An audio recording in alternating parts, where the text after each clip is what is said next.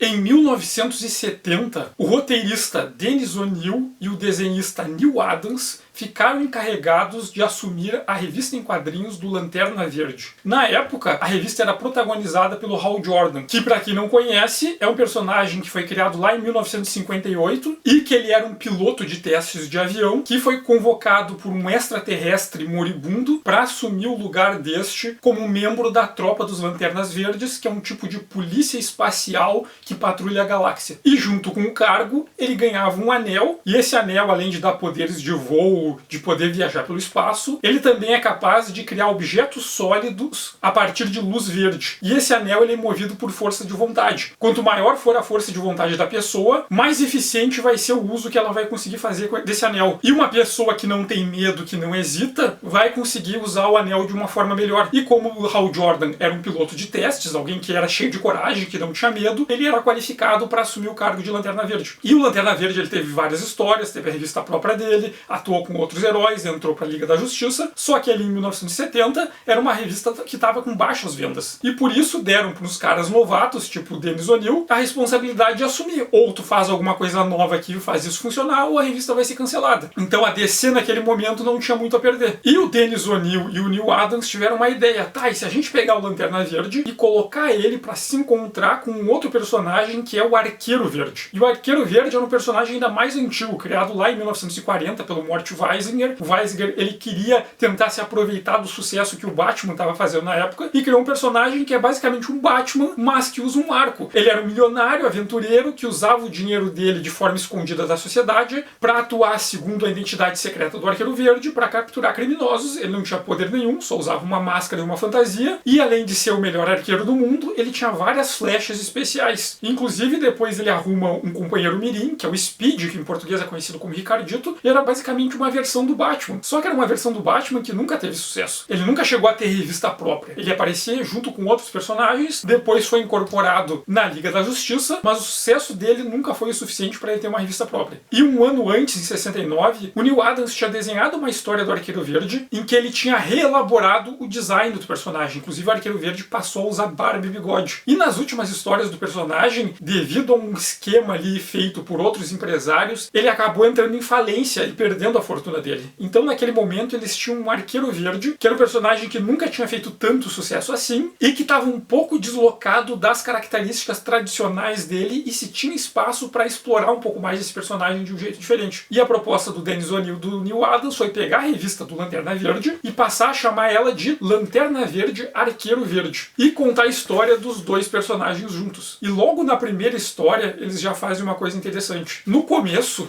o Lanterna Verde, ele tá indo visitar o Arqueiro Verde. E enquanto ele tá indo visitar o Arqueiro Verde, ele testemunha uma briga na rua. Um grupo de jovens está atacando um senhor elegante bem vestido. E ele vai lá defender esse senhor e briga com os jovens que estão atacando aquele cidadão de bem que tá passando ali. Ajuda o homem atacado e captura esses agressores para levar eles pra polícia. Só que daí aparece o Arqueiro Verde e o Arqueiro Verde, ele defende os agressores. E o Lanterna Verde não entende a princípio por que ele tá defendendo os agressores. Os caras estavam cometendo um crime, eles estavam agredindo uma pessoa. E o Arqueiro Verde decide que vai explicar pro Lanterna Verde. Ele fala, olha só, esses caras que tu tá atacando aí, que tu tá chamando de agressores, são as pessoas que moram nesse prédio aqui. E esse sujeito que tá supostamente sendo agredido, ele é o dono do prédio. E essas pessoas pagam um valor enorme de aluguel e o prédio tá todo caindo aos pedaços. Não tem água, não tem aquecimento direito. As pessoas que estão morando ali estão morando em situações péssimas. E o dono do imóvel não faz nada para cumprir as responsabilidades dele como dono do imóvel. E agora ele apareceu no prédio dizendo que vai despejar todo mundo, as pessoas têm que todas imediatamente ir pra rua, porque ele quer vender o terreno para especulação imobiliária. O Lanterna Verde, quando tá defendendo aquele cara, ele tá defendendo um explorador. E aquilo ali mexe um pouco com o Lanterna Verde, porque a princípio ele sempre defendeu a lei, porque ele acreditou que cumprir a lei é cumprir a justiça. E se a gente parar pra pensar na ideia do Lanterna Verde, o Lanterna Verde é um policial. Ele é um policial que atua num nível galáctico, mas ainda assim é um policial. É um sujeito que vai ali, vê a lei não sendo cumprida, detém que não tá cumprindo a lei e faz a lei ser cumprida. Então Então o que ele está fazendo? Ele está defendendo o status quo sem pensar muito a respeito. E enquanto eles estão ali visitando o prédio, aparece um idoso para falar com eles, e esse idoso, ele é um homem negro. E ele vai falar com o Lanterna Verde e pergunta: Senhor Lanterna Verde, eu ouvi falar que você trabalha para uns extraterrestres azuis, e que uma vez tu ajudou umas pessoas de outro planeta que eram laranjas, e em outra oportunidade tu ajudou pessoas de outro planeta que eram roxas. Mas por que tu nunca ajudou um negro? E o Lanterna Verde não sabe responder. O Dennis O'Neil, ele deu uma revisada nas histórias antigas do Lanterna Verde e percebeu que nunca tinham mostrado o Lanterna Verde salvando uma pessoa negra. E ninguém nunca tinha parado para pensar sobre isso. Tipo, as pessoas negras, elas não precisam ser salvas, elas nem aparecem nas histórias, elas são invisíveis. É importante salvar pessoas laranjas, pessoas roxas, de cores variadas em planetas diferentes, mas as pessoas de etnias não brancas que vivem na Terra, nunca o super-herói se preocupou em ajudar. E a partir disso, o Lanterna Verde começa a ficar confuso e ele pensa: não, dá para resolver a questão dentro da lei. E ele vai procurar esse senhor que é o dono do imóvel, vai negociar com ele. E o cara é um sujeito que ele vive num apartamento de luxo, assim, um cara extremamente rico. O Lanterna Verde explica para ele o que aconteceu e o cara disse que dane-se para as pessoas. Ele só se importa com dinheiro. E ameaça o Lanterna Verde, porque ele conta que ele é rico, ele pode fazer o que quiser. E ele ameaça o Lanterna Verde com os capangas dele. E o Lanterna Verde, ele se irrita e acaba brigando com os caras. E daí o Lanterna Verde é repreendido pelos Guardiões do Universo, que são os alienígenas que vivem, ou que são os fundadores e líderes da tropa dos Lanternas Verdes. E eles repreendem o Jordan, porque esse cara dono dos imóveis, apesar de ser um escroto, ele não tinha desobedecido nenhuma lei. E a função dos membros da tropa dos Lanternas Verdes é proteger o universo, fazendo as leis serem cumpridas. E isso vai deixar o Jordan extremamente frustrado, e ele percebe pela primeira vez que talvez o cargo dele como Lanterna Verde não garanta que ele está sempre defendendo a justiça como ele achava que estava fazendo. E a partir daí o Lanterna Verde vai acabar desobedecendo os Guardiões do Universo para ajudar o Arqueiro Verde a descobrir provas que esse sujeito, o proprietário do imóvel, ele está envolvido em crimes. E quando eles conseguem as provas, eles acabam denunciando o sujeito, entregam as provas para um promotor que estava investigando ele faz tempo, o cara é preso, mas não se explica o que aconteceu com aquelas pessoas que moravam no imóvel. Se o cara foi preso, quem é que vai consertar o imóvel? Eles vão ficar vivendo lá em condições deploráveis ainda? E a partir daí, o Dennis O'Neil e o Neil Adams, eles vão se manter como a dupla criativa da revista Lanterna Verde, que a partir de então vai usar o título de Lanterna Verde Arqueiro Verde, e eles vão escrever histórias dos personagens até ali final de 1972. E essas histórias do Lanterna Verde Arqueiro Verde feitas pelo O'Neil e pelo Adams, elas vão ser consideradas paradigmáticas para o movimento das histórias em quadrinhos dos Estados Unidos, que vai ser conhecido como Era de Bronze. Mas para nós entendermos o que seria a Era de Bronze, é bom esclarecer um pouco as questões do termo, porque esse nome Era de Bronze para chamar essa produção. Esse nome, ele deriva já de outros termos que eram usados naquele momento nas histórias em quadrinhos, cuja origem está lá no início da década de 1960. Em 1961, o escritor Richard Lupoff, quando ele ainda era jovem, ele trabalhava num fanzine chamado Comic Art, que era um fanzine dedicado a quadrinhos. E em 1961, ele publicou nesse fanzine um artigo com o título Rebirth, Renascimento. A partir de uma leitura um tanto saudosista, o Lupoff, ele fala sobre as antigas histórias de heróis e de aventura, que eram publicadas na década de 1930 e 1940.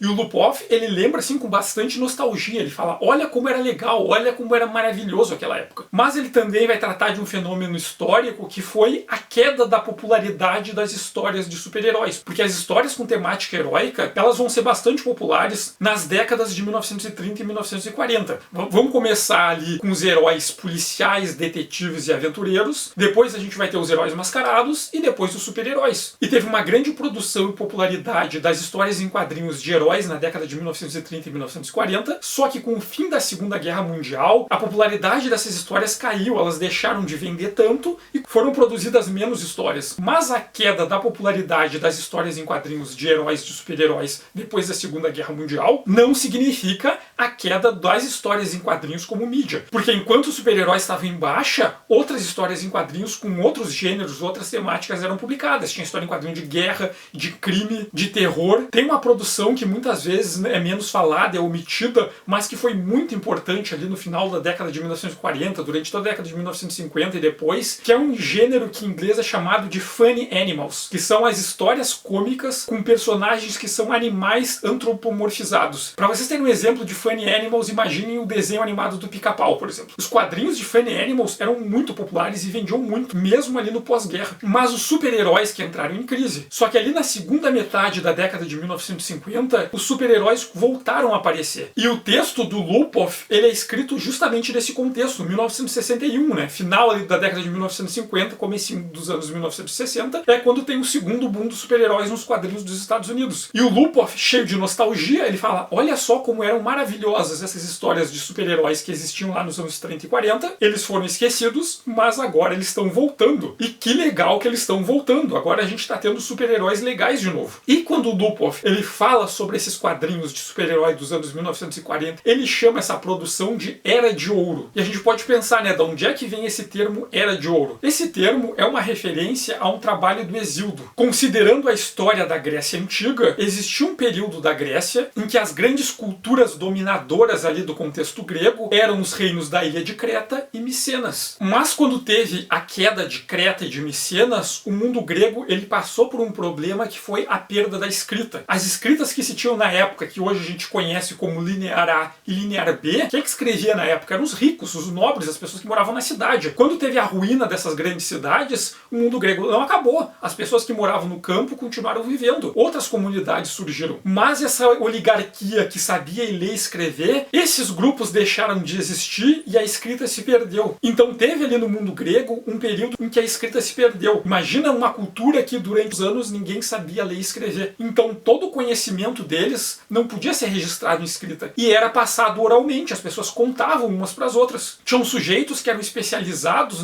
nas comunidades a decorar as histórias tradicionais para passar adiante. E 200 anos de histórias passando adiante, um contando para o outro, cada vez que uma pessoa contava, ela aumentava, ela modificava. Quando a história ia para um outro lugar, ela era adaptada para os contextos daquele lugar. Quando tinha alguém que queria se destacar como orador, como poeta, ele melhorava a história para deixar ela mais emocionante, para empolgar mais o público que ouvia eles. Então, muitas das lendas gregas, dos mitos gregos que a gente tem, são resquícios de elementos que talvez aconteceram num passado antigo grego, mas que foram contados oralmente e as histórias aumentaram, ganharam novos elementos e se tornaram fantásticas. Mas ali, quando os gregos eles entram em contato com os fenícios e eles se apropriam da escrita fenícia, né? Porque a gente tem que levar em conta que o alfabeto grego, na verdade, é uma apropriação grega do alfabeto fenício, eles aprendem a escrever de novo e uma das primeiras coisas que eles fazem é registrar essas narrativas míticas. Então, logo que eles reaprendem a escrever, vai ter a escrita da Ilíada e da Odisseia que são atribuídas ao Homero. E o Hesíodo vai ser um sujeito que ele viveu ali pelo século VI, V a.C. e ele foi um dos caras que se preocupou em registrar esses mitos, essas narrativas antigas que eram contadas, passadas oralmente. Agora que os gregos sabiam escrever de novo, ele disse, vou escrever isso aqui para guardar isso aqui. E o Hesíodo ele vai ter todo um trabalho em registrar esses mitos. Então tem um dos textos dele que é a Teogonia, que a Teogonia é uma grande genealogia das entidades primordiais e dos deuses. Ele vai contar lá como no início existia Gaia, que é a terra, e Nix, que é a noite, e toda a linhagem de descendentes dessas duas entidades até passar pelos titãs e chegar nos deuses olimpianos e inclusive em outras criaturas fantásticas, monstros e heróis da mitologia grega. E um outro trabalho do Hesíodo, que também é nesse contexto que nos interessa aqui, é um chamado Os Trabalhos e os Dias. Em Os Trabalhos e os Dias, Hesíodo registrou os mitos da origem da humanidade segundo a mitologia grega. E ele conta que, primeiro, existiu uma primeira raça de homens que viviam num período que ele chama de a Era de Ouro. Esses homens, eles foram criados pelos titãs e eles viviam num mundo em que ninguém envelhecia, em que não tinha fome, não tinha miséria, não tinha nada de ruim. Todo mundo vivia lá num contexto extremamente favorável e bom. Só que durante o contexto ali da guerra entre os titãs e os deuses olimpianos, o Prometeus roubou o fogo, entregou para a humanidade e como castigo, Zeus mandou a Pandora para a humanidade. E a Pandora carregou a caixa de Pandora, tendo um monte de calamidades ali dentro. E essa primeira sociedade acabou sendo destruída por causa da vingança de Zeus por eles terem se apropriado do fogo que pertencia aos deuses. Então Zeus repovoou o mundo com uma nova humanidade. E o Hesíodo chama o período dessa nova humanidade de Era de Prata. Esses humanos, eles não eram imortais, eles também envelheciam, mas ainda assim eles eram muito nobres. Só que eles acabaram se corrompendo e parando de respeitar os deuses e aqueles tabus, aquelas regras básicas da cultura grega. Por exemplo, cometendo parricídio, matar familiares filhos matarem pais e pais matarem filhos era um tabu extremamente grande ali no contexto da cultura grega, como também era o canibalismo. E esses sujeitos, essa humanidade da Era de Prata, eles fizeram isso, eles mataram familiares e cometeram canibalismo, entre outros pecados, e Zeus se irritou com eles e mandou calamidades para exterminar esse povo. E substituiu por uma terceira raça de humanos, que o Hesíodo chama de a Era de Bronze. E os humanos da Era de Bronze, eles não eram tão nobres como os humanos da Era de Prata, mas ainda assim eles eram muito habilidosos e grandes guerreiros. E se dedicando sua atividade de guerreiro, eles criaram guerras enormes. E eles não foram destruídos por Zeus, mas eles acabaram se destruindo nas suas próprias guerras. E Zeus povoou o mundo com uma terceira raça de humanos, que é a Era dos Heróis. Então, quando a gente pensa nos heróis dos mitos, Héracles, Teseu, Perseu, ou quando aconteceu a Guerra de Troia, todos esses eventos heróicos dos mitos gregos aconteceram nesse passado que o Hesíodo se refere como a Era Heróica. E esses heróis, eles não eram tão nobres e perfeitos como eram os homens da Era de Ouro, mas eles também eram capazes de grandes façanhas, eles se destacaram e viraram lenda. Só que o momento presente é o momento que o Hesíodo chama de a Era de Ferro. No momento presente não nascem mais heróis, não nascem mais pessoas fantásticas que fazem coisas incríveis. Os humanos de hoje, eles vivem nessa vida cotidiana, nessa vida mundana. Então essa estrutura de Era de Ouro, Era de Prata, Era de Bronze, e assim sucessivamente, ele vem lá desse texto do Hesíodo. E esse texto do Hesíodo, ele é um pouco ambíguo, porque a princípio a gente pode imaginar, peraí, a Era de Ouro era melhor, porque na Era de Ouro as pessoas viviam sem envelhecer, as pessoas não sofriam, não passavam fome, não tinham guerras. Mas não é bem assim. Quando tu pensa numa hierarquia dos metais, o ouro é superior à prata, que é superior ao bronze, que é superior ao ferro, o Hesíodo está criando uma hierarquia, mas é uma hierarquia sobre a condição do mundo que os deuses entregam para cada uma das humanidades no começo de cada era. Os humanos da Era de Ouro, eles receberam um mundo perfeito, um mundo onde não se envelhecia, onde não tinha fome, onde não tinha guerra. Mas eles foram destruídos porque eles se corromperam. Os homens da Era de Prata, eles também receberam um mundo bom, mas eles se detonaram igual. O mundo da Era Heróica era um mundo muito inferior ao da Era de Ouro, da Era de Prata e da Era de Bronze. Mas esses heróis, apesar de terem que lutar nessas grandes guerras, de enfrentarem os monstros, eles conseguiram se destacar e virar lendas. E hoje, no período da Era de Ferro, o mundo é muito mais difícil de se viver. As pessoas da Era de Ferro sofrem com fome, sofrem com guerra, sofrem com doenças, mas pelo menos tu sabe que Zeus não vai tacar um raio na tua cabeça caso tu diga uma coisa que desagrade ele. E também tu sabe que não vai aparecer a Hidra ou a Esfinge na tua cidade e começar a devorar as pessoas. Então essa ideia de que,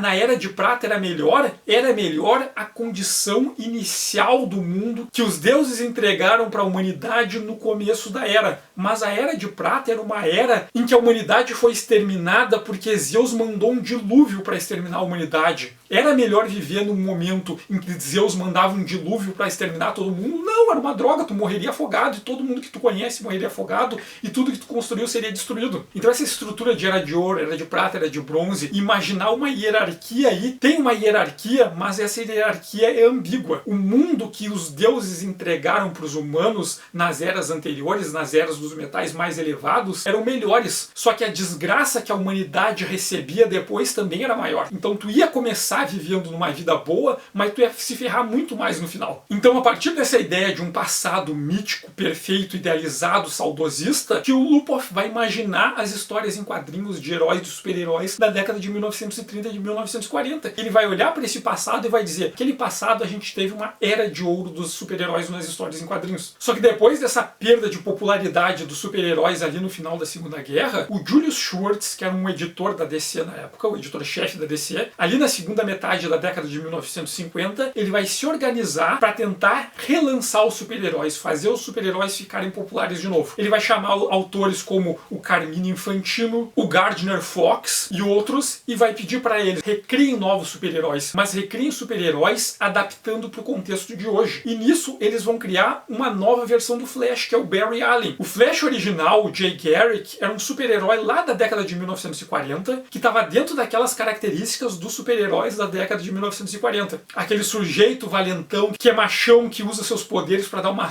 surra nos vilões, mata os vilões, resolve os problemas e tal. O Flash que eles vão criar, que é o Barry Allen, ele vai ser um Flash que vai ser muito diferente daqueles heróis lá da década de 1930 e 40. E vai estar dentro das regras do Comic Code Authority, que era aquele conjunto de regras de autocensura das editoras de quadrinhos dos Estados Unidos ali daquele período. Pós-marcatismo e pós-perseguição ali dos autores de quadrinhos, por supostamente ser uma mídia subversiva. Então esse Flash que eles vão reimaginar, o Barry Allen, ele é um herói certinho, ele é bonzinho, ele vai lá enfrentar os vilões, mas ele não vai matar os vilões, ele vai capturar os vilões vivos e vai entregar para a polícia, porque ele sabe que a lei vale para todos, inclusive para ele. E o certo é esses vilões serem julgados dentro de um tribunal conforme a lei. É um sujeito que ele combate o crime, salva o mundo, mas ele também vai em orfanatos para visitar as crianças, ajuda os velhinhos a atravessar a rua. Então imaginem o ideal de super-herói, que não só é um herói porque ele é forte, porque ele é poderoso, mas ele é um herói porque ele é bom, porque ele é justo, porque ele é ético. E essa nova leva de super-heróis que vai começar a surgir ali a partir da segunda metade da década de 1950, que é esse renascimento dos heróis que o Lupoff fala no artigo dele, esses novos heróis, eles vão ter essas características do Flash como exemplo. O Flash vai ser o grande paradigma para os super-heróis do final dos anos 1950 e da década de 1960. Esse herói bonzinho, certinho, justo. Então novos heróis vão ser criados, como o próprio Hal Jordan aqui, que ele vai ser o Lanterna Verde desse período, mas não só novos heróis vão ser criados segundo essas novas regras, como também super-heróis que já existiam antes, eles vão ser reelaborados a partir desse contexto. Então nesse período do Julius Schwartz organizando esse revival dos super-heróis, ali na segunda metade da década de 1950 e na década de 1960, os super-heróis antigos, eles vão ser reimaginados, reelaborados, tendo o Flash como paradigma. Então essa imagem que a gente tem hoje, por exemplo, do Superman como esse herói bonzinho que inspira os outros, que tu olha pra ele e automaticamente tu vê que ele é um sujeito nobre, ele vai ser assim porque o Superman nesse período, na segunda metade dos anos 50, vai ser reimaginado tendo o Barry Allen como exemplo, porque o Flash era bonzinho, que o Superman vai ser um bonzinho. E não vai mais ser esse Superman durão, linha dura, que dava um tiro nele e ele rebatia a bala intencionalmente de volta pro criminoso para matar o criminoso com seu próprio tiro, como era o Superman da década de 1940. E o que aconteceu é que o Julius Schwartz, sendo esse editor da DC que está organizando isso, ele vai ver esse texto do Lupoff e essa expressão que o Lupoff vai usar de Era de Ouro, e ele vai se apropriar disso e vai começar a usar na publicidade e nos materiais da própria editora. Então, com o sucesso do Flash, tu podia comprar a revista do Flash com as histórias do novo Flash, e no final, às vezes, vinha uma história do Flash original. E na chamada da capa tava, nessa revista tem Flash e Flash da Era de Ouro. A própria DC vai começar a se referir a esses heróis desse passado, de 1930, 1940, como heróis da Era de Ouro. E o Julius Schwartz, esperto, vai se aproveitar e vai seguir essa nomenclatura do Exildo e vai usar nesses novos heróis que ele está criando o termo Era de Prata. A própria DC vai empregar Era de Ouro e Era de Prata nas suas publicações, nas suas chamadas de divulgação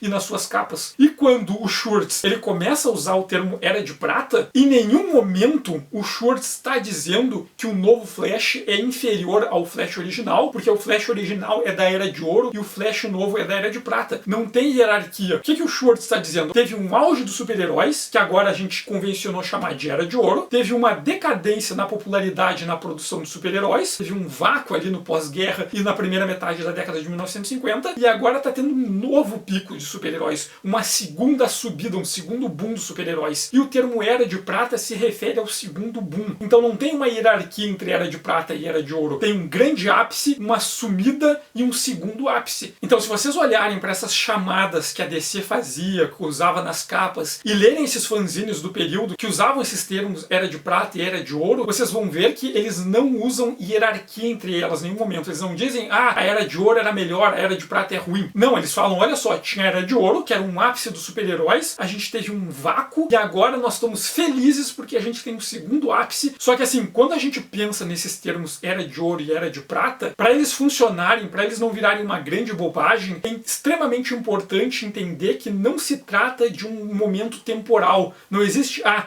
nesse dia começou a Era de Ouro, nesse dia acabou a Era de Ouro e começou a Era de Prata, e tudo que aconteceu nesse recorte é a Era de Ouro, e tudo que aconteceu nesse recorte é a Era de Prata. Não. Quando se fala em Era de Ouro, está se falando de uma tradição de histórias em quadrinhos, de aventura, de heróis, de super-heróis, que aconteceu mais ou menos ali pela década de 1930, 1940, mas que pode ser um pouco antes, pode ser um pouco depois, que tratavam de uns temas específicos que tinham algumas convenções formais de como construir as imagens e que estavam num contexto histórico específico e se relacionando com as questões históricas, culturais e artistas daquela época, daquele contexto, daquele lugar. Mas não são absolutas. No exato mesmo momento em que estava acontecendo a Era de Ouro dos super-heróis e dos quadrinhos nos Estados Unidos, estava acontecendo o boom dos Funny Animals. E quando teve o final, a decadência da Era de Ouro, os Funny Animals continuaram em alta. Então esse período histórico que estava acontecendo a Era de Ouro nos quadrinhos dos Estados Unidos, não estavam acontecendo só a Era de Ouro dos quadrinhos dos Estados Unidos. Isso é muito importante entender. Estavam acontecendo outros movimentos artísticos, outras tradições, outros estilos feitos por outros autores que estavam coexistindo ali no mercado de quadrinhos dos Estados Unidos naquele período histórico. Então é bem importante não usar essa noção de Era de Ouro como marcações temporais. Ah, começou a Era de Ouro aqui, acabou a Era de Ouro aqui. Primeiro que não são marcações exatas, não existe isso de começar um movimento artístico num exato instante e ele acabar num outro instante. Não acontece isso. Se a gente pensar em outras mídias artísticas, vai ser igual. Se a gente pensar ali na produção neoclassicista, na arte europeia, que era a arte que estava toda relacionada com o iluminismo, com as revoluções liberais, com a Revolução Francesa, quando surge o romantismo, que eram autores, artistas que eles estavam decepcionados com a Revolução Burguesa e eram saudosistas em relação à monarquia, em relação à Idade Média e outros períodos do passado histórico europeu, o começo do romantismo não acabou com o neoclassicismo imediatamente. Pelo contrário, eles coexistiam e eles brigavam. As academias de arte, mesmo depois do surgimento do romantismo, elas eram dirigidas por neoclassicistas. Os professores eram, na sua maioria, neoclassicistas e eles não gostavam dos românticos no primeiro momento. Eles não aceitavam o romantismo na academia. Foi só com uma mudança de quem dirigia as instituições, uma mudança de como o Estado via a arte, por exemplo, quando aparece o Império Napoleônico na França e o Napoleão começa a se agradar com o romantismo e vários românticos vão puxar o saco do Napoleão, é que o romantismo vai começar a ser mais aceito como uma arte também legítima, mas os neoclassicistas não queriam. E depois, quando aparece o realismo, os artistas realistas, eles estavam negando vários dos valores do romantismo. Só que eles aparecerem não fez o romantismo deixar de existir. O romantismo continuava existindo e eles ficavam brigando e disputando espaço. E no começo do século XX, quando vai aparecer a arte modernista, aquela grande revolução que quebra com várias das regras naturalistas clássicas que eram dominantes nas academias de arte, a arte realista, a arte romântica ainda existiam. Eram os velhos que estavam ali resistindo, mas eles estavam resistindo. Inclusive, no mesmo período que tinham os movimentos modernistas, tinha uma tradição que é conhecida como arte academicista. Eram sujeitos que eles ainda usavam as regras da arte clássica durante o modernismo, enquanto Picasso estava sendo cubista, enquanto estava acontecendo o expressionismo, o fauvismo, tinha um pessoal que eles ainda pintavam, faziam esculturas, desenhavam segundo as regras da arte clássica que eram ensinadas nas academias, porque vários professores e diretores de academias de arte eram uns velhos que ainda estavam extremamente apegados às regras da arte neoclassicista. Então, quando o movimento artístico surge, não faz com que o anterior ou que os anteriores eles deixam de existir. Eles coexistem por um período e muitas vezes eles influenciam um ao outro. Então, nesse período histórico ali dos Estados Unidos, da década de 1930 e de 1940, enquanto existia a Era de Ouro dos quadrinhos do super-herói, tinha um monte de outras coisas acontecendo ao mesmo tempo nos quadrinhos dos Estados Unidos. Por isso, se vocês veem um livro, alguma narrativa que apresente a história dos quadrinhos dos Estados Unidos e de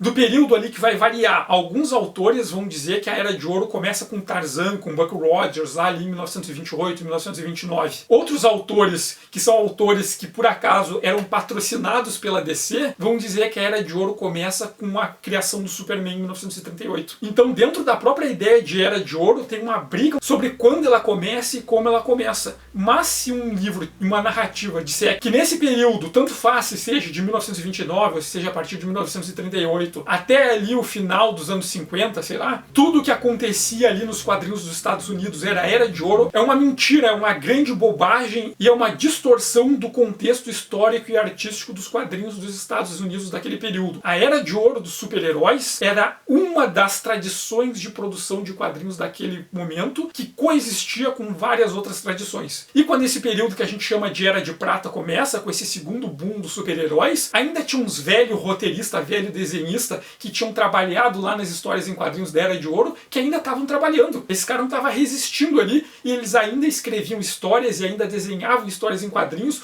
do mesmo jeito que eles desenhavam e escreviam na década de 1940. Então o começo da Era de Prata não fez a Era de Ouro acabar. Eles coexistiram por um período. E daí quando falam que Arqueiro Verde, Lanterna Verde, do Dennis O'Neil e do Neil Adams, foi o paradigma ali para a Era de Bronze. Sim, eles foram um paradigma por a tradição que a gente conhece como Era de Bronze. Mas não dá para falar que eles começaram a Era de Bronze, porque definir exatamente quando uma tradição artística começa e exatamente quando ela acaba não existe. Não dá para determinar exatamente o momento que um estilo, uma tradição artística começa e exatamente o momento que ela acaba. Porque existem momentos de transição em que diferentes tradições coexistem e influenciam uma a outra mutuamente. Se a gente parar para pegar alguns exemplos, o próprio Neil Adams, lá no meio dos anos 60, ele desenhou algumas histórias dos X-Men que eram roteirizadas pelo Roy Thomas, que lá já tem alguns elementos que são muito próprios da tradição da Era de Bronze. Outros autores, por exemplo, como o Elliot Maguin, ele chegou a escrever histórias do Arqueiro Verde que foram publicadas na revista do Lanterna Verde Arqueiro Verde, simultaneamente enquanto o Dennis O'Neil estava escrevendo algumas outras histórias. Então não caiam nessa de Lanterna Verde Arqueiro Verde começou a Era de Bronze. Até porque é irrelevante determinar quem começou, quando começou, porque é impossível e a gente sempre vai errar. É um processo de transição. O importante aqui é entender o que diabo é essa tradição da Era de Bronze, como ela se relaciona com o contexto histórico, com o contexto artístico, com o contexto cultural daquela época. E a partir de que questões, de quais temas, de quais conversões formais, de quais técnicas que os artistas que estavam ali associados com ela trabalhavam. E o que o Lanterna Verde Arqueiro Verde vai ser é extremamente importante para essa tradição da Era de Bronze. Ela vai ser paradigmática, ela vai reunir vários daqueles elementos que estavam sendo discutidos ali e vai ser usada como referência para vários autores posteriores que vão querer trabalhar dentro dessas novas tendências, dessas novas temáticas, vão olhar para a Lanterna Verde e Arqueiro Verde, vão lá ver um exemplo do que eles queriam fazer e vão partir dali para fazer as obras deles. A importância de Lanterna Verde e Arqueiro Verde é como ela vai apresentar e discutir, tratar alguns temas que eram históricas e socialmente relevantes para o contexto em que elas foram publicadas. E como ela vai ser uma das obras que vai influenciar na modificação em como os autores e o público vão interpretar, produzir e ler as histórias em quadrinhos daquele período. Como ela vai ressignificar o que significa ser super-herói. E para nós entendermos tudo isso, vale a pena olharmos com calma algumas das histórias que o O'Neil e o Adams vão apresentar aqui nessa série. O que acontece é que o Arqueiro Verde diz pro Lanterna Verde que ele se vê como um herói que salva as pessoas e tal, mas ele é um cara super poderoso que passa voando lá por cima e não vê o que está acontecendo com as pessoas de fato aqui embaixo na Terra. Então ele propõe que os dois façam uma viagem de carro pelo país, atravessando os Estados Unidos, parando nos lugares, conhecendo as pessoas e vendo quais são os problemas que as pessoas reais têm de fato no mundo real. E o Lanterna Verde não só aceita, como também um dos Guardiões do Universo decide assumir um disfarce humano e fazer a viagem junto com eles na função de observador para aprender mais sobre a humanidade. E na segunda história dessa série, mostra o Lanterna Verde, o Arqueiro Verde e esse Guardião do Universo que acompanham eles viajando de carro. No meio da viagem, eles se aproximam de uma cidadezinha e são atacados por atiradores. Eles, super-heróis, rapidamente vencem aqueles sujeitos e daí eles descobrem o que está acontecendo. Aqueles sujeitos, eles são moradores de uma cidade. Só que essa cidadezinha, ela é habitada por trabalhadores de uma mina e ela fica no terreno de um grande latifundiário. Todo mundo que mora naquela cidade trabalha para esse cara. E acontece que eles são extremamente explorados, eles trabalham lá com condições análogas à escravidão, e o dono das terras faz horrores com eles, só que um dos membros dessa comunidade, ele é um músico, e ele fez músicas com a temática de protesto em relação às condições, o como eles eram explorados, e o dono das terras mandou os capangas capturarem esse cara e decidiu executar ele no dia seguinte. Então as pessoas que moravam na cidade, eles resolveram se armar e atacar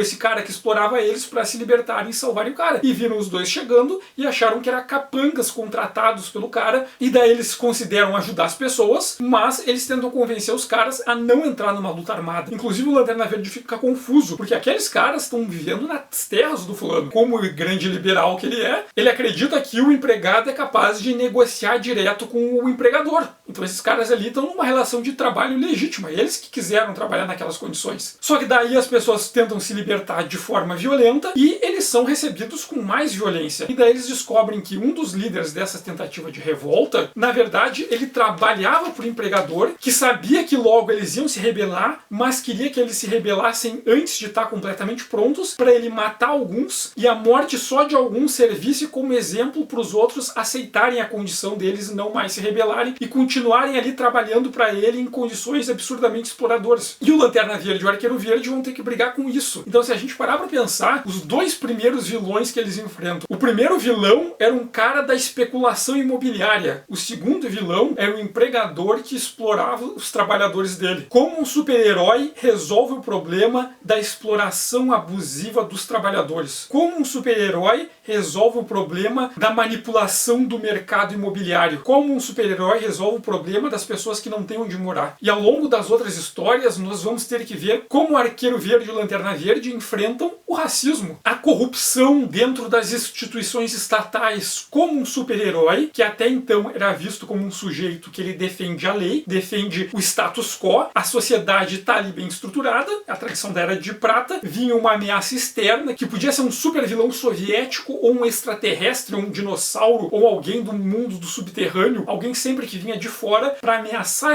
a harmonia daquele Estados Unidos idealizado, e eles venciam aquele cara, davam uma surra e expulsavam eles dali, e o mundo voltava ao normal. Mas peraí, e se esse mal não é alguma coisa que vem de fora dos Estados Unidos? E sim, o mal, ele está nas bases que fundaram os Estados Unidos. Ele está dentro das instituições, ele está dentro da organização social básica do país. Como um super-herói enfrenta o racismo, como um super-herói enfrenta o preconceito, como um super-herói enfrenta o desemprego. Não dá pra tu ir lá e dar um soco no racismo e dar um chute no desemprego e colocar ele na cadeia. E é justamente sobre isso que o Neal Adams e o Dennis O'Neil vão tratar aqui no Lanterna Verde e Arqueiro Verde, e que vai ser um dos grandes paradigmas para a tradição da Era de Bronze. É pegar os super-heróis e colocar eles para lidar com problemas da realidade social dos Estados Unidos daquele período. E quando esses super-heróis idealizados enfrentam esses problemas sociais, como é que eles vencem? Eles não vencem. No final, eles sempre vão perder. E isso é tratar justamente do contexto histórico daquele período. O que estava acontecendo naquele período? A gente tem que pensar que nesse momento é o momento que a gente vai ter os primeiros autores de quadrinhos de super-heróis que cresceram lendo quadrinhos de super-herói. Porque os fundadores dos quadrinhos de super-herói, que atuavam lá nos anos 30, nos anos 40, eles não puderam crescer lendo super-heróis porque eles inventaram os super-heróis. Não tinha super-heróis antes. As influências deles vinham de outras mídias, vinham da literatura, vinham do cinema. E aqui não, a gente tem autores de quadrinhos que cresceram desde, se alfabetizaram, leram desde criança quadrinhos e pensavam sobre aquela mídia, sobre aqueles símbolos, sobre aquelas iconografias e temas desde sempre. E também são os primeiros autores com formações mais específicas. O Dennis O'Neil, por exemplo, ele era um cara que ele tem formação acadêmica em literatura e ele trabalhava como jornalista. O que ele cobria como jornalista no final dos anos 60, no começo dos anos 70? O que estava acontecendo nos Estados Unidos naquele período? A Guerra do Vietnã. A Guerra do Vietnã era uma guerra que os Estados Unidos estava perdendo. E era uma guerra que, pelo menos, eles mandavam 30 mil novos soldados por mês. E não eram soldados de carreira. Os soldados profissionais já tinham ido todos para lá e quase todos eles já tinham morrido. Todo mês era sorteado uma data e todas as pessoas que tinham de 18 a 20 e tantos anos que nasceram naquela data, eles tinham que se alistar obrigatoriamente. Então era um monte de gente jovem que não era militar, que não tinha treinamento militar, que estava sendo obrigado a ir à força para a guerra. Muitos deles nunca, jamais iriam querer ser soldados se eles tivessem oportunidade. Era uma guerra que não só os soldados estavam morrendo, os filhos da classe média e dos pobres dos Estados Unidos também estavam morrendo nessa guerra. E eram muitos deles. E nenhum presidente da época queria admitir que eles estavam perdendo, porque senão ia entrar para a história como o primeiro presidente dos Estados Unidos que perdeu uma guerra. Ao mesmo tempo, estavam acontecendo as manifestações estudantis, o maio de 68. Os estudantes se organizando para protestar contra as condições daquele mundo ali, inclusive contra a Guerra do Vietnã. Estava acontecendo o movimento dos hippies. Aqueles caras que eles tentaram romper completamente com aquele modo de vida do capitalismo militarista, ali do status quo dos Estados Unidos, que foi construído pós-Segunda Guerra Mundial, né, na segunda metade dos anos 40, dos anos 50. Aqueles caras, eles se revoltaram contra os pais, contra os avós deles, mudando completamente de vida, usando roupas diferentes, não cortando o cabelo, não cortando a barba, usando drogas, fazendo músicas que quebravam completamente com o que era visto como correto dentro da estética da música que agradava as gerações anteriores. É nesse momento que estava acontecendo as lutas lutas pelos direitos civis dos negros, porque ali no final da década de 1960 nos Estados Unidos ainda tinham estados que tinham leis racistas, tinham leis que diziam que negros não podiam sentar perto de brancos nos ônibus, tinham leis que diziam que os negros não podiam entrar nos restaurantes que atendiam brancos, tinham leis que diziam que negros não podiam estudar nas mesmas escolas e nas mesmas faculdades que pessoas brancas. O racismo não era velado, não era indireto, eram leis que abertamente eram racistas. E se o negro desrespeitasse, o negro era criminoso e ele era punido dentro da lei. E ele não tinha nem como se defender, porque a lei dizia que ele podia ser punido. Isso na década de 1960. Também nesse contexto que vai ter a segunda onda do movimento feminista. Então estavam acontecendo vários movimentos que eram para quebrar com o status quo, que eram para quebrar o modo de organização da sociedade dos Estados Unidos daquele período, porque viam que aquilo ali era injusto, tinha um monte de violência, tinha um monte de gente morrendo em guerra, tinha um monte de gente passando fome, pessoas que eram discriminadas, que não tinham direitos básicos. E o Dennis O'Neil, ele era um cara que ele vivia naquele contexto. Era um cara que ele era jornalista e ele ia lá cobrir esses acontecimentos. E o que ele fez? Decidiu que ia pegar esses elementos que eram do mundo real, que estavam acontecendo naquele período, e iam colocar esses elementos, discutir eles nas histórias em quadrinhos de super-herói. E como é que tu faz para mostrar numa história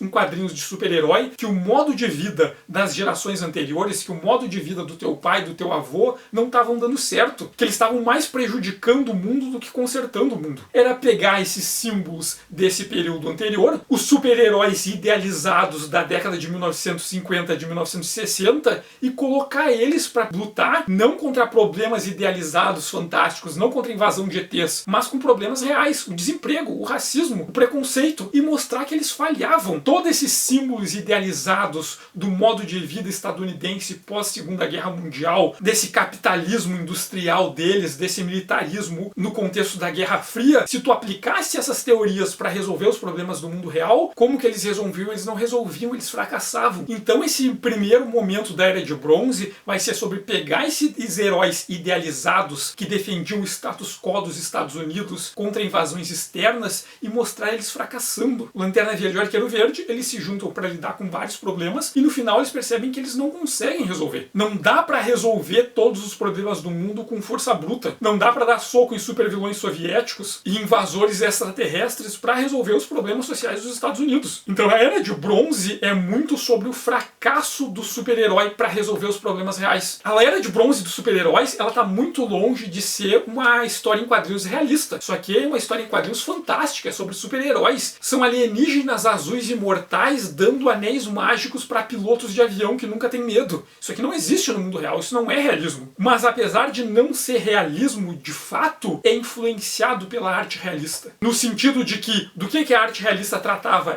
Vamos lá nos problemas que existem no mundo real e vamos representar eles na arte. As experiências que podem ser vividas pelos sujeitos no mundo real, representadas nas formas artísticas. Os alienígenas com anéis mágicos não existem no mundo real, mas o especulador imobiliário que coloca as pessoas pra rua e deixa elas sem teto, isso existe no mundo real. Um grande latifundiário que explora a mão de obra de maneira abusiva, isso existe no mundo real. Então Dennis O'Neil e Neil Adams, eles vão combinar elementos fantásticos da tradição dos super-heróis, que eles herdaram dos heróis da Era de Prata, mas vão misturar isso com elementos da arte realista. E vão criar uma produção que não é realista, mas também não é uma narrativa fantástica alienada. É uma mistura do fantástico com questões da arte realista. E não só na temática, como também na questão estética. O que estava acontecendo na arte naquele momento, ali no final dos anos 60, durante a década de 1970? A gente vai ter uma valorização da fotografia, mas é uma leitura muito específica da fotografia. Quando a fotografia ela surgiu no século XIX, a princípio teve uma rejeição bem grande pelos teóricos da arte em aceitar a fotografia como uma forma de arte. Porque, segundo muitos teóricos, a fotografia ela servia para documentação científica. Tu quer pesquisar alguma coisa, é muito mais eficiente tu tirar uma foto do que tu chamar um desenhista realista para desenhar uma folha, desenhar um órgão humano. A foto captaria muito melhor uma imagem para as finalidades científicas. Mas para manifestação artística, a foto supostamente seria ruim, porque a foto ela mataria a capacidade autoral do sujeito. A foto o que seria? Uma máquina que o sujeito aperta o botão e faz tudo automaticamente. E tem aquela imagem que não tem a mão do autor ali, não tem a subjetividade do artista. Muitos teóricos defendiam isso. Mas ao mesmo tempo tinham vários fotógrafos que estavam trabalhando justamente a partir da oposição a esses discursos. Eram fotógrafos que, para tirar as fotos deles, eles construíam cenários, chamavam as pessoas e fantasiavam elas, faziam elas fazer poses encenadas e construíam uma imagem fotográfica segundo as regras da pintura romântica ou da pintura neoclassicista. Ou então eles faziam truques fotográficos. Eles tiravam duas fotos com o mesmo filme, faziam uma sobreposição, duas imagens diferentes sobrepostas e criavam efeitos especiais. Às vezes pareciam que tinham fantasmas, entidades sobrenaturais, a partir de efeitos criados com a sobreexposição de imagens. Ou então eles tiravam a foto, pegavam o negativo e raspavam, faziam outras intervenções no negativo, que quando tu revelava uma nova foto a partir dali, criavam imagens que não eram as imagens que tinham sido captadas. E depois, quando os impressionistas começam a usar fotos, os impressionistas eles tiravam fotos, ou pegavam fotos tiradas por outras pessoas e usavam elas como referência para fazer as imagens. Então, quando eles começam a usar as fotografias como referência, o resultado vão ser várias pinturas que vão ter ângulos e enquadramentos que não apareciam nas pinturas anteriores, porque eram enquadramentos que só eram possíveis de obter a partir de uma lente presa numa câmera. Hoje nós que vemos muitas fotos, muitos filmes, é meio automático pra gente uma imagem que veio de uma câmera fotográfica ou de uma câmera cinematográfica. Mas se tu comparar uma imagem cinematográfica, uma imagem fotográfica com uma imagem vista pelo olho humano, são imagens muito diferentes. A forma como uma lente capta a imagem é muito diferente da forma como os olhos humanos captam. E para as pessoas que não estavam acostumadas a ver fotos e filmes todo dia, quando eles começaram a ver pela primeira vez, eles tinham um estranhamento. Olha esse ângulo, olha aqueles efeitos de lente que causam distorções, tipo uma grande angular, ou tipo uma lente olho de peixe, ou então uma visão de contra-plongé, uma visão de baixo para cima. As pessoas não costumam olhar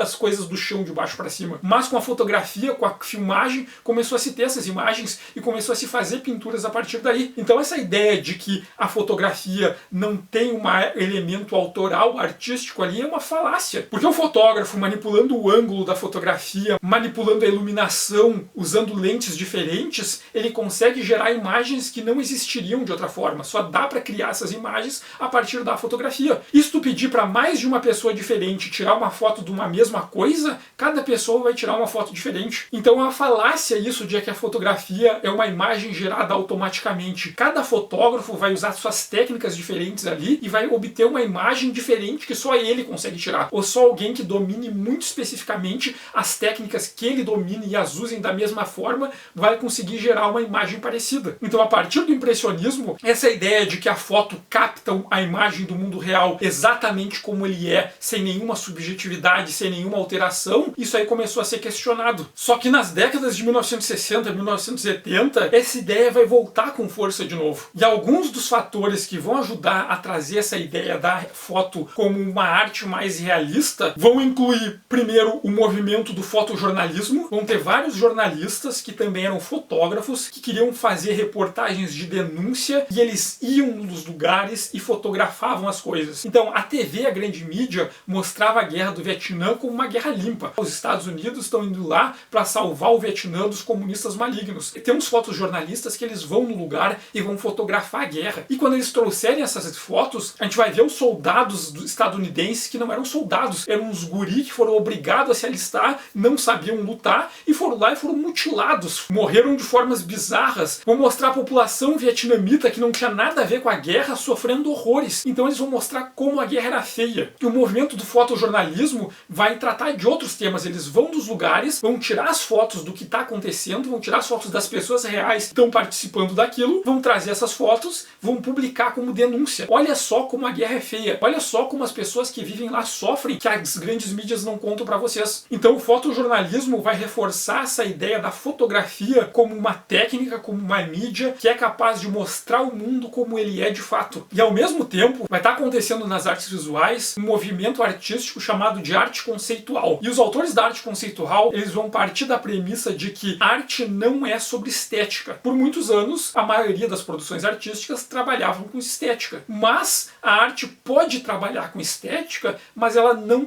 necessariamente precisa tratar estética. A essência da arte seria a linguagem, e tu pode fazer uma obra de arte que é linguagem pura e não discute estética. E alguns dos autores que vão trabalhar com a ideia da arte conceitual, eles vão trabalhar com fotografia. Um dos exemplos é o Edward Ruscha. Ele vai publicar um livro em 1963 chamado 26 Postos de Gasolina. Ele faz uma viagem pelo país, pelos Estados Unidos, ele sai da costa leste ali de Los Angeles e vai acho que até Oklahoma, e no meio da viagem, de ida e volta, ele para tirar uma foto de todos os postos de gasolina que ele encontra. E cada vez que ele para tirar uma foto desses postos de gasolina, são fotos preto e branco que ele costuma tirar de frente, enquadrando o posto de gasolina bem no centro, sem nenhuma pessoa aparecendo. Então ele tenta tirar uma foto que parece meio ascética, que parece meio neutra, porque ele quer tirar fotos que não sejam estéticas, fotos que não tenham a subjetividade dele, que sejam só uma captação direta, sem interferência, de como é cada um desses postos de gasolina. Vão ter outros artistas, como a Hilda Betcher e o marido dela, que é o Bernd Betcher. Os dois eles eram um casal e eles produziam arte junto, e eles também faziam séries de fotografias que eram fotografias que tentavam ser neutras. Por exemplo, eles têm uma série de fotos de caixa d'água. Eles procuram aquelas torres que tem a caixa d'água lá em cima das cidades e tiram fotos dessas torres, sempre enquadrando elas bem no centro. Essas fotos costumam ser preto e branco, numa posição e num ângulo muito parecido, e colocam essas várias fotos de caixa d'água uma do lado da outra para criar uma sensação de fotos que foram tiradas de forma automática, sistemática e organizados num tipo de tabela, de sistema, que tu vê um monte de caixa d'água ali, elas são completamente diferentes, mas ao mesmo tempo elas são muito iguais. Então dá uma ideia de que essas fotos elas não têm estética, são só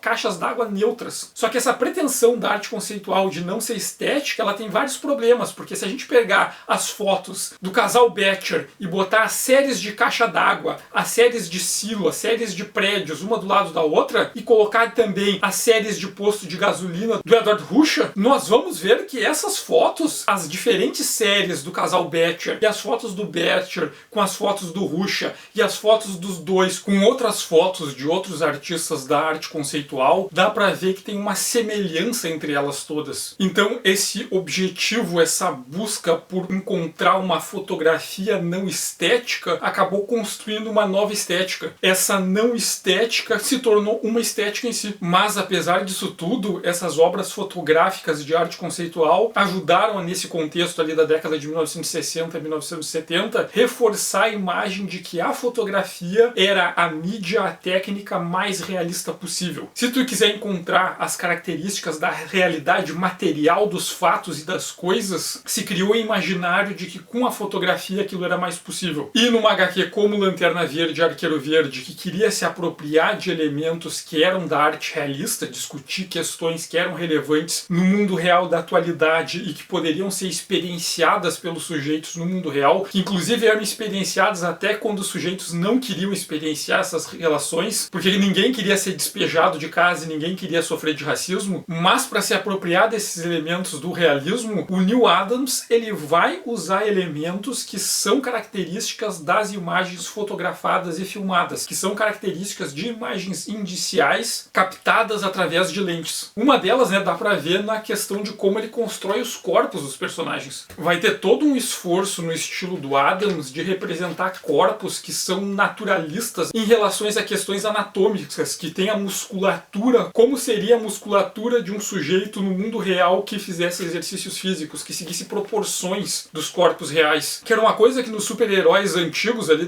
da Era de Prata não era comum uma preocupação em representar um corpo humano, o corpo de um herói, com todos os músculos ali definidos de forma anatômica. E no estilo do Adams e de outros artistas que vão trabalhar ali na Era de Bronze, isso vai ser importante, mas também a composição de cenas. Muitas das cenas são construídas nos quadros segundo sistemas de perspectiva que são baseados na imagem fotográfica. Se a gente pensar que a primeira página que abre, que a gente tem uma Lanterna Verde voando, nós temos aqui uma construção de perspectiva, que usa elementos de ponto de fuga para dar profundidade. Mas se a gente parar para pensar na perspectiva linear central, que era aquela usada na arte clássica, na arte renascentista, faria sentido usar um ponto de fuga para representar uma imagem profunda. Só que esse enquadramento, ele não só mostra a imagem lá do fundo dos prédios, que estão bem atrás do Lanterna Verde, numa estrutura de perspectiva linear central, como também na imagem aparece um espaço que está muito mais próximo dele, que a gente não vê de frente como vê do fundo, a gente vê de cima. Se a gente pegar um quadro renascentista, a gente vai ver aquele enquadramento que tem ali o ponto de fuga, as linhas convergindo para ele, mas é como se o sujeito estivesse de frente para o objeto. E nessa imagem a gente consegue estar de frente para algo que está no fundo e ao mesmo tempo estar em cima de algo que está mais perto. E essa perspectiva que vê o fundo, mas ao mesmo tempo vê a parte de cima do que está logo abaixo do espectador, isso é uma perspectiva que é captada através do uso de lentes. Então vão ter várias outras imagens com enquadramentos ao longo das histórias que são construídas a partir de referências que são da imagem fotográfica e da imagem filmada. Vários ângulos, por exemplo, em contre-plongée, que é aquela visão de baixo para cima. É uma coisa que para a visão das pessoas de hoje é natural, mas que só se tornou comum depois que se inventaram a fotografia, que se inventaram a câmera cinematográfica e começaram a tirar fotos e filmar coisas de baixo, e as pessoas passaram a ver essas imagens tiradas de ângulo de baixo para cima. No começo teve estranhamento, mas depois se acostumaram. E como se tornou normal ver as coisas de baixo para cima, porque é possível tu tirar uma foto de baixo e depois tu olhar essa foto, se passou a entender que era possível fazer desenhos que se viam de baixo para cima. Mas antes disso, se a gente pegar uma pintura mais tradicional, vai ser bem raro se ver ângulos de baixo para cima, porque as pessoas não ficam deitadas no chão. Não era comum imagens a partir desse enquadramento, e só quando a fotografia banaliza, faz dele comum, que se torna comum desenhar também a partir desses ângulos. E essa relação com a fotografia, o Adams ele vai inclusive se apropriar das imagens fotográficas. Tem alguns quadros e algumas capas que o Adams vai representar um jornal, e nesse jornal que os personagens estão segurando, apesar dos personagens serem todos desenhados e o jornal ser desenhado, quando eles vão ver uma fotografia que está no jornal, às vezes aparecem imagens fotográficas de verdade. O Neal Adams usa fotografias quando os personagens que são desenhados olham para fotografias dentro da diegese. Tem uma cena também que o Lanterna Verde está voando sobre a cidade e é um desenho do Lanterna Verde sobreposto a uma foto aérea de uma cidade. Então o Adams ele vai acabar incorporando elementos que são da fotografia, que estão associados com esse imaginário da década de 1960 e 1970,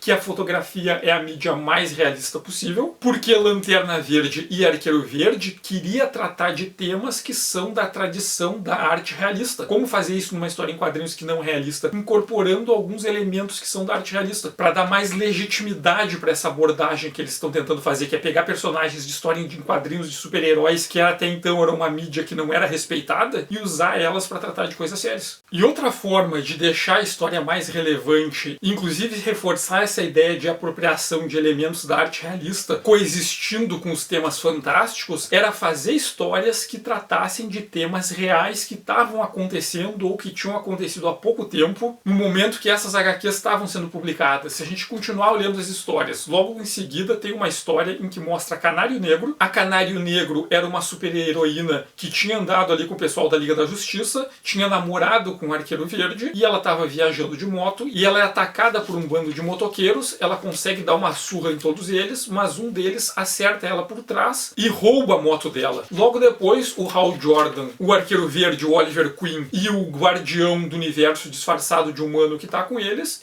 param para comer em um restaurante de estrada, e é um restaurante que pertence a um indígena. Os motoqueiros chegam lá, criam confusão, fazem comentários racistas, eles acabam brigando com o pessoal e eles percebem que um desses motoqueiros está com a moto que é da Canário Negro. O Arqueiro Verde quer saber o que aconteceu com ela e contam para ele que bateram nela e deixaram ela caída na estrada. Quando eles vão atrás da Canário Negro, eles acabam encontrando ela, e ela está vivendo com um grupo de hippies liderados por um homem chamado Joshua. O Joshua é um hippie líder ali da comunidade, ele apresenta um discurso de paz, de amor, que todo mundo deve se respeitar e se amar, e que ele tinha ajudado a Canário Negro depois que encontrou ela ferida, e ela decidiu viver ali com eles naquela paz e harmonia daquele retiro no interior de hippies. E quando eles tentam conversar com a Canário Negro meio que não reconhece eles e não quer saber deles e quer continuar vivendo lá com o cara. Parece que ela não está completamente lúcida. E esse Joshua, mais à frente da história, a gente vai entender que na verdade ele recebe várias pessoas ali que ele ajuda, mas ao mesmo tempo que ele ajudou aquelas pessoas e ele tem um discurso de paz e amor, ele também fala sobre guerra racial. Uma guerra racial que é inevitável, que vai destruir o mundo a menos que os brancos se organizem e ataquem as pessoas de outras raças. E ele coordena as pessoas que ele ajudou, recebeu ali no campo dele, para se armarem e atacar os indígenas que vivem ali perto. E essas pessoas, elas parecem meio zumbis, meio hipnotizadas. Inclusive a Canário Negro vai atacar essas pessoas. O Lanterna Verde e o Arqueiro Verde tem que brigar com eles. Depois a Canário Negro tem todo o dilema dela de se recuperar e tal. Mas quando Dennis O'Neil e Neal Adams estão trazendo essa história de um líder líder hippie que prega narrativas de paz, de amor, mas ele está mentalmente controlando pessoas para usar essas pessoas numa guerra racial que ele acha que é inevitável. Fica bem claro aqui que o O'Neill e o Adams eles estão tratando do caso de Charles Manson. O Charles Manson foi um sujeito que ele invadiu um rancho, criou lá uma comunidade hippie, ele recebia jovens hippies, pessoas que geralmente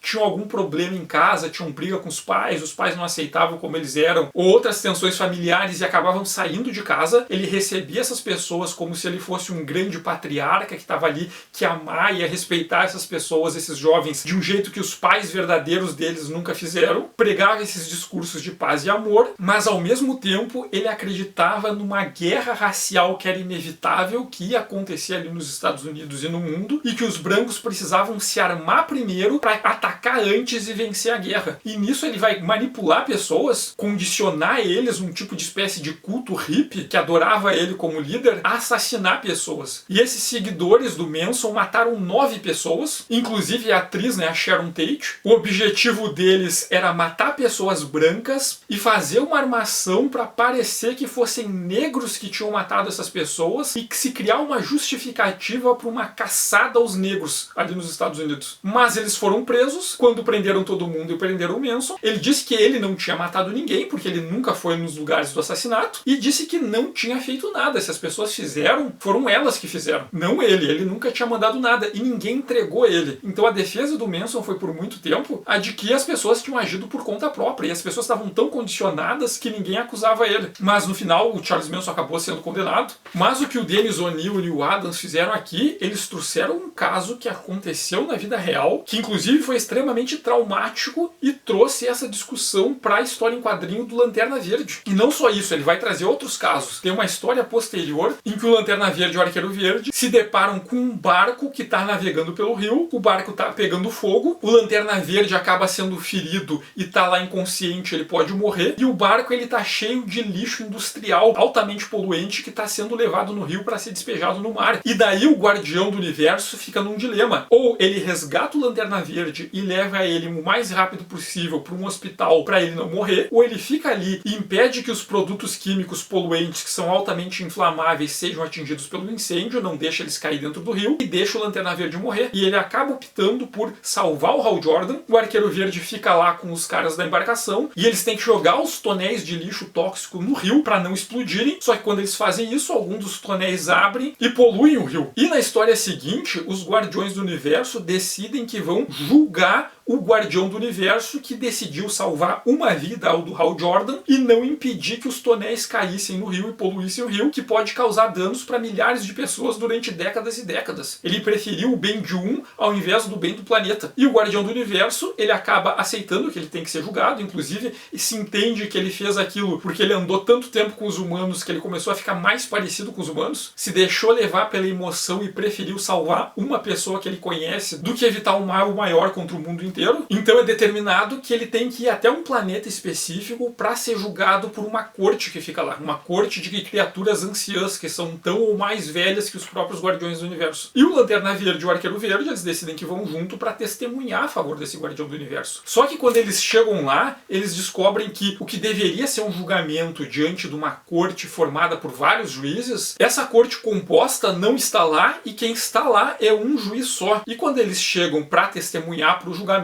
o juiz olha para ele e determina não, que ele já é culpado. Porque se os Guardiões do Universo disseram que ele tinha que ser julgado, então ele já é culpado. Só uma pessoa que é culpada é acusada. E quando o Arqueiro Verde vai testemunhar a favor do Guardião do Universo, ele manda algemar e amordaçar o Arqueiro Verde por desacato, por ele ter tentado testemunhar a favor do réu, que automaticamente foi considerado culpado. E como o Lanterna Verde estava junto, mesmo ele não tendo dito nada, o juiz determinou que ele tinha que ser amordaçado por desacato também. No dia seguinte, o Guardião do Universo, que era culpado certamente, seria executado, e os outros dois seriam julgados eles por crime, só por eles terem aparecido lá. E a questão é que eles descobrem que essa corte, que deveria ser formada por sujeitos que eram extremamente respeitados e sábios, esse sistema ele estava todo corrompido, e um único sujeito tinha assumido conta do julgamento, e para ele, se a pessoa fosse indiciada, automaticamente ela era culpada. E qualquer pessoa que falasse com ele já era desacato, não se poderia nem dirigir a palavra para o juiz, fez porque já era desacato. E quando Dennis O'Neil e o Neil Adams fazem toda essa alegoria de um tribunal que presume que o acusado automaticamente é culpado e que as pessoas não têm direito de apresentar defesa, que elas não têm direito de testemunhar, que elas são amordaçadas para não falar diante do tribunal, de novo eles estão citando um caso que realmente aconteceu nos Estados Unidos, que foi o julgamento dos 8 de Chicago. O julgamento dos 8 de Chicago aconteceu a partir de uma manifestação que foi organizada durante a convenção do Partido Democrata. O presidente na época era o Lyndon Johnson, a guerra do Vietnã estava acontecendo, as pessoas eram recrutadas à força para ir lutar na guerra, os movimentos estudantis, os hippies e várias outras organizações eram contra a guerra do Vietnã. O Lyndon Johnson, ele decidiu que ele não ia concorrer à reeleição e o candidato à presidência da oposição do Partido Republicano era o Richard Nixon. Ia ter uma convenção do Partido Democrata para decidir quem ia ser o candidato à presidência deles. E vários grupos hippies do movimento estudantil de várias organizações decidiram fazer uma manifestação na frente do hotel onde ia ter a convenção para exigir que o próximo candidato do Partido Democrata se comprometesse que ele ia acabar com a guerra do Vietnã, ia parar com as convocações, ia encerrar a guerra e ia trazer de volta todos os estadunidenses que tinham sido enviados para o Vietnã. E o que aconteceu foi que tava lá vários grupos fazendo protestos, fazendo manifestações, e a polícia foi lá com intenções para criar uma confusão e virou uma pancadaria e um monte de gente foi espancada e foi agredida lá. E o que aconteceu é que 8 pessoas foram acusadas por ter liderado as manifestações e por ter iniciado os atos de violência. Entre esses sujeitos tinham hippies, tinham membros do movimento estudantil, tinham outras pessoas que estavam associadas com movimentos pelos direitos civis. Todos eles foram acusados por uma lei federal de conspiração, que fazia com que a Procuradoria Federal acusasse eles. E quando chegou no julgamento, o juiz, que se chamava Julius Hoffman, ele fez um julgamento completamente legal. Ele começou a tratar os sujeitos como se eles fossem culpados. Ele não deixava eles se manifestarem. Foi um julgamento que foi completamente fora dos padrões, completamente fora das regras processuais penais ali dos Estados Unidos do período. Porque aquele julgamento não era para eles serem julgados. Se presumia que eles eram culpados e o governo federal queria condenar eles para que eles fossem um exemplo de o que acontecia com quem protestasse contra o governo. Inclusive o indiciamento e o julgamento deles acabou depois das eleições, quando o Nixon se elegeu. E lembrando que o Nixon foi aquele presidente do Partido Republicano que, entre uma série de atos questionáveis, sofreu impeachment por corrupção. Só que entre esses líderes estudantis, esses hippies, um dos acusados foi o Bob Seale. O Bob Seale era um dos fundadores do Partido dos Panteras Negras. E ele nem estava durante os atos. Simplesmente se aproveitaram que iam julgar aqueles hippies e aqueles estudantes pela lei de conspiração e pegaram o Bob Seale, que era uma pessoa que também incomodava o governo. Ele era um dos líderes fundadores do Partido dos Panteras Negras e colocaram ele para ser julgado ali junto. Só que o advogado do Bob Seale, ele foi fazer uma cirurgia e pediu adiamento do julgamento. E o juiz negou, e o Bob Seale ele foi para o julgamento sem advogado. Durante todo o processo, ele falava que ele não estava tendo o direito dele de se defender, que o advogado dele não estava ali, e o juiz ignorava. O juiz passou a indiciar ele por desacato cada vez que ele pedia o direito a um advogado. E quando o Bob Seale percebeu que não iam esperar o advogado dele, ele pediu o direito de se defender ele próprio. Nos Estados Unidos, a pessoa pode abrir mão do direito de um advogado para ela se defender, e o juiz não deixou. Então o juiz não deixou ele ter um advogado,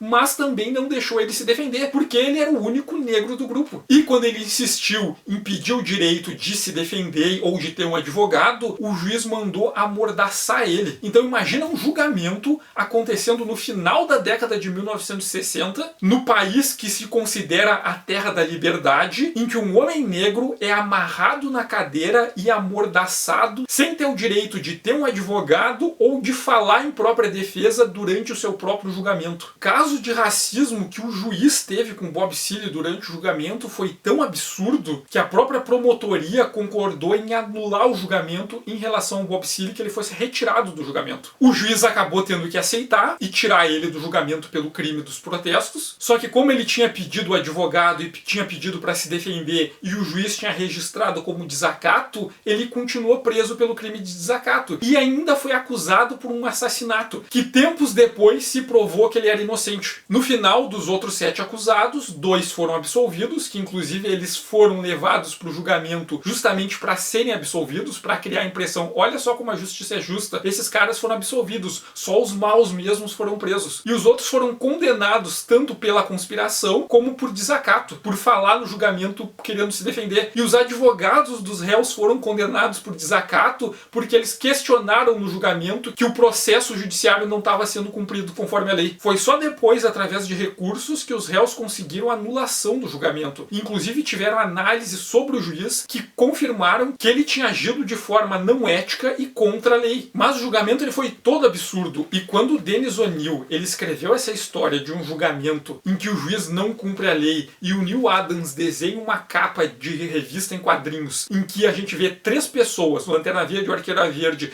e o Guardião do Universo, diante de um juiz que parece muito com o Julius Hoffman, enquanto os 3 estão amarrados na cadeira e amordaçados, eles estão se referindo a alguma coisa que tinha acontecido ali nos Estados Unidos alguns meses antes, que foi o Bob Seale se amarrado numa cadeira e amordaçado diante do próprio julgamento dele, sem ter direito a se defender só porque ele era negro. Então dá para se ter uma noção do quanto impactante, do quanto quebra de paradigma foi Lanterna Verde e Arqueiro Verde. Nós tivemos uma mídia, um gênero, que eram as histórias em quadrinhos de super-herói, que por muito tempo não eram levadas a sério por muita gente, que até então os super-heróis eram mostrados como defensores do status quo, como alguém que fazia manutenção dos valores e das normas dos Estados Unidos, e aqui a gente tem os super-heróis tentando resolver os problemas e não conseguindo e fracassando, e eles próprios entrando em dúvida. Será que o que eles estão fazendo era mesmo justiça? Será que o que eles estavam fazendo ao cumprir as leis literalmente era realmente fazer com que o mundo fosse um lugar mais justo? Ou eles só estavam ali reforçando leis injustas que só serviam para as oligarquias que estão no poder terem mais vantagem e as pessoas que passam necessidade sofrem ainda mais? E é por isso que a Era de Bronze é chamada de Era de Bronze, como algo que não é a tradição da Era de Prata, porque ela vem para quebrar, para questionar, para duvidar com vários elementos que eram tidos certos dentro da tradição desses heróis idealizados que sempre fazem o melhor quando eles defendem os valores morais da sociedade capitalista estadunidense. A Era de Bronze intencionalmente coloca em dúvida vários valores que os super-heróis entendiam e defendiam como certos até então. E isso foi possível porque houve uma mudança no contexto histórico e social. Houve uma mudança na sociedade dos Estados Unidos e houve uma mudança porque houve uma mudança nas pessoas, né? Vieram novas pessoas, os filhos das pessoas que viviam naquele contexto do mundo idealizado ali do pós-Segunda Guerra Mundial, e esses sujeitos entraram em conflito com os valores dos pais, dos avós deles, e eles não aceitavam o mundo daquele jeito como era, passaram a defender novos valores, novas ideias, e nesse contexto fazia sentido pegar os super-heróis e usar eles para tratar de temas que eram relevantes para esse contexto histórico. E tiveram outras histórias dentro desse período em que o O'Neil e o Neal Adams estavam na revista do Lanterna Verde, que continuavam com essa proposta de pegar esses heróis, o Lanterna Verde e o Arqueiro Verde, e fazer eles serem relevantes, a usar eles não para repetir aquelas fórmulas das histórias em quadrinhos de super-heróis dos anos 60, mas usar eles para falarem de coisas relevantes para aquele momento, ali pro início da década de 1970. Um dos exemplos é aquela história famosa em que o Lanterna Verde descobre que o Ricardito, o parceiro mirim dele, estava usando heroína. O parceiro mirim de um super-herói tinha virado um viciado em drogas. E não é simplesmente ele tá lá viciado em drogas, isso é errado. Vai ter toda uma discussão a respeito disso. O Arqueiro Verde, ele simplesmente abandonou o parceiro mirim dele e deixou ele se virar sozinho por um tempo. E o Roy, ali sozinho, se sentindo abandonado pela figura paterna dele, estava ali sofrendo e ele acabou indo buscar alternativas em outros lugares e encontrou nas drogas. E depois que ele se ficou viciado, ele não conseguia mais sair. E mesmo no final, o Lanterna Verde e o Arqueiro Verde, eles conseguem capturar o traficante, não os traficantes das ruas só, mas o líder do esquema de tráfico, que era um cara rico, que vivia numa vida de luxo entre os membros da alta sociedade, ou seja, o grande vilão do tráfico de drogas não é o cara que tá ali na rua, e sim é um sujeito bacaninha engravatado, mas eles não conseguem salvar todas as pessoas viciadas. Inclusive, um dos amigos do Roy que estava viciado, ele morre de overdose. E tem toda uma discussão em relação às drogas e o choque geracional. O Roy fala pro Arqueiro Verde: a geração mais velha mentiu pra gente dizendo que a guerra era boa, mentiu pra gente dizendo que o capitalismo ia fazer do mundo um lugar melhor, mentiu pra gente dizendo que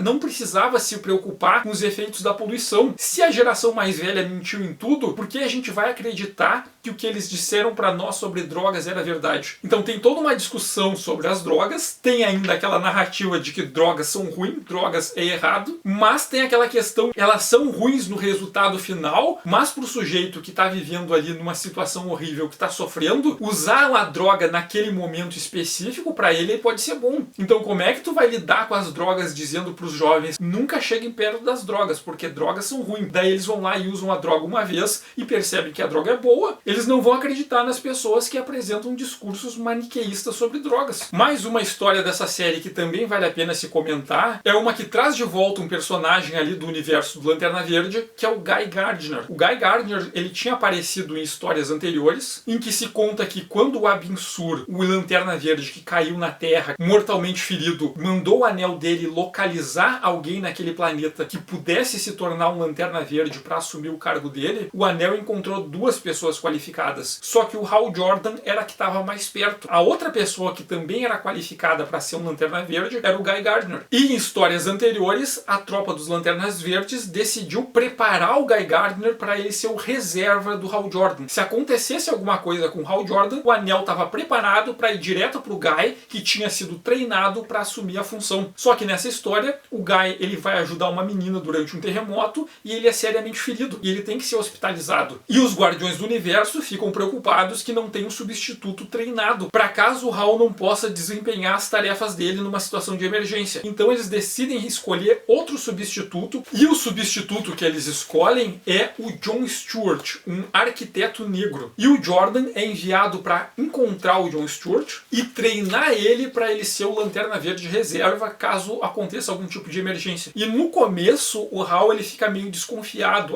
Eu não gosto do jeito desse cara, ele parece ser muito arrogante. E a gente vê que essa desconfiança não é descarado. O Hal Jordan ele não é um racista descarado, aberto, ele não tá fazendo aquilo ali por maldade, mas dá para se notar que ele tem um estranhamento em relação ao John, e um estranhamento que talvez seja um tanto cultural, lembrando que o Lanterna Verde nunca tinha salvado nenhuma pessoa negra desde que ele foi criado em 1958. E ao longo da história, o Hal ele faz vários pré-julgamentos ali do John em relação às condutas dele, e aos poucos ele vai descobrindo que na verdade o John sabia o que estava fazendo, que ele estava sendo um tanto preconceituoso, ele estava achando que o cara não era qualificado, mas em alguns pontos o John tinha percebido coisas que ele não tinha. Então durante o treinamento eles veem a chegada de um senador que está em campanha para concorrer à presidência, um caminhão de combustível descontrolado vai em direção às pessoas da multidão, eles acabam detendo o caminhão, mas enquanto segura o caminhão, o John Stewart intencionalmente faz derramar um pouco de óleo na cara desse senador. E o Hal fica muito bravo, porque ele está brincando com os poderes. E o castigo que o Hal dá para ele é que ele tem que ajudar a proteger o senador enquanto ele estiver na campanha. Durante a campanha, enquanto o senador está fazendo um discurso, ele está fazendo um discurso descaradamente racista. Ele fala abertamente para o público que os negros são inferiores, que os negros são menos inteligentes. E o Hal fica naquilo,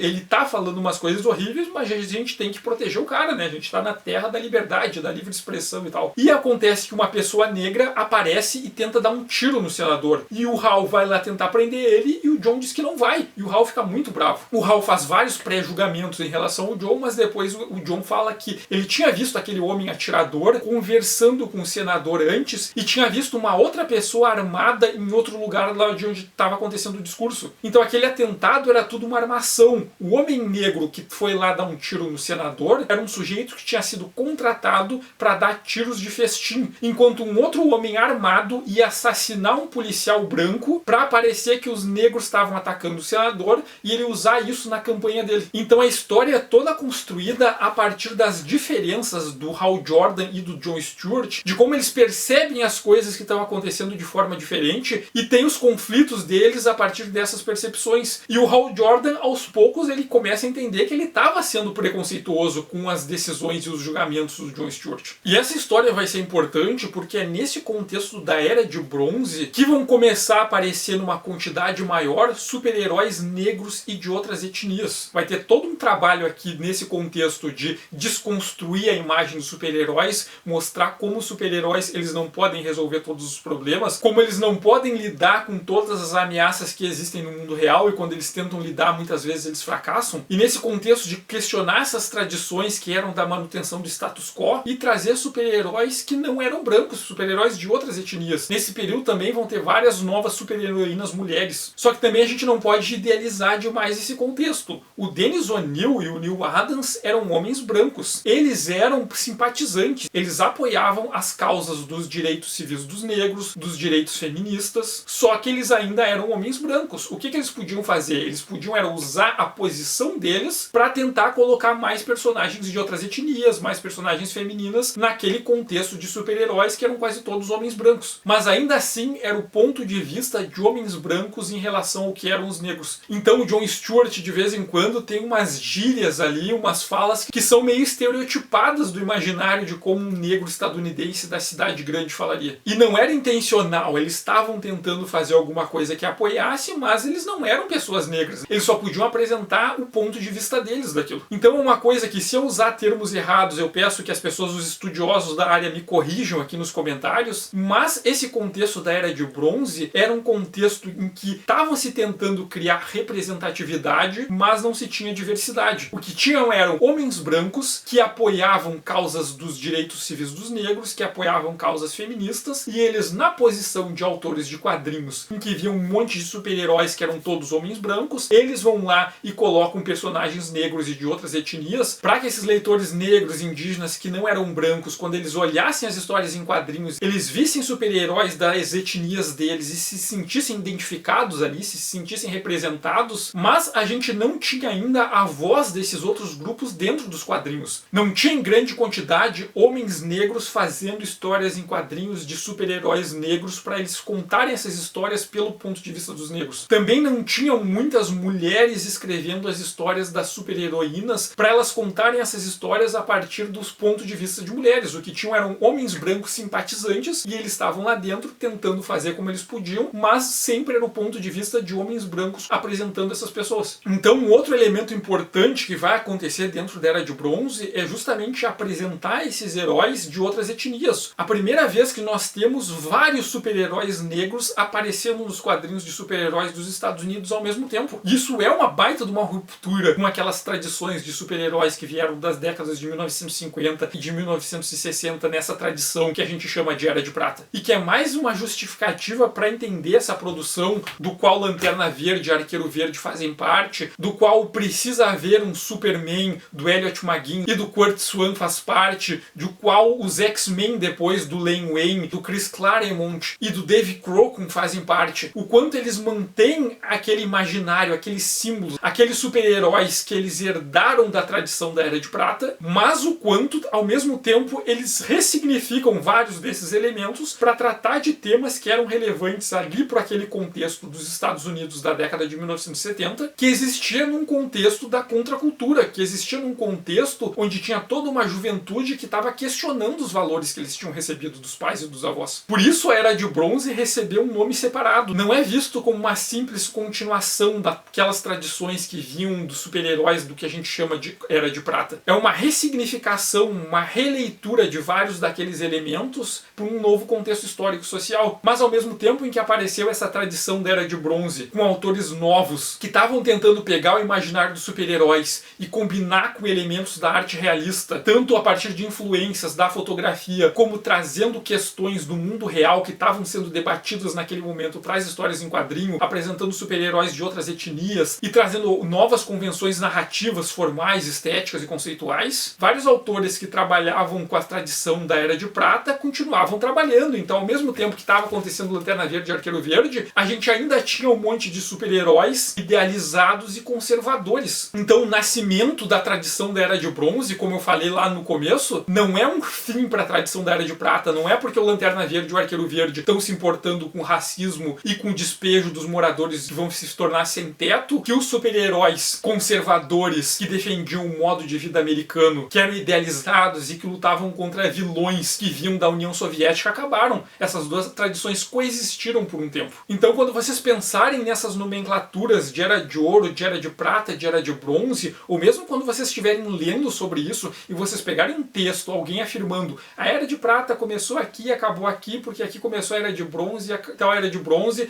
e limitar eles no tempo, tudo que foi feito daqui até aqui é Era de Prata, e tudo que foi feito da data tal até a data tal é Era de Bronze, isso é uma bobagem. Se essa nomenclatura for usada assim, como tempos cronológicos delimitados de maneira precisa, e tudo que aconteceu nesse recorte temporal automaticamente recebe esse nome, então essa nomenclatura não serve. Então usar isso aí é uma bobagem. Só é válido usar esses termos se se entender que nós estamos falando de tradições artísticas que são compostas por um conjunto de convenções conceituais, formais e narrativas que eram compartilhadas por alguns autores que viviam num recorte temporal mais ou menos delimitado e que estavam tratando de temas que eram relevantes para aquele contexto social, mas ao mesmo tempo que esse grupo estava trabalhando com essas convenções, falando sobre esses temas por causa desse contexto, tinham outros grupos que estavam existindo naquele mesmo período, que estavam fazendo quadrinhos completamente diferentes, que não se encaixam nessa tradição da Era de Bronze, que não se encaixam nessa tradição da Era de Prata, e que eles tinham suas convenções próprias, eles tinham seus temas, eles tinham seus códigos, eles tinham suas tradições que eram tão complexas quanto as da Era de Prata e quanto as da Era de Bronze, e que estavam também vinculadas com questões do contexto histórico, só que eram outras, e muitas vezes eles estavam disputando entre eles, e muitas vezes eles se influenciavam tanto em pegar elementos um do outro, como se influenciavam a partir de oposições. Eles viam o que o outro estava fazendo,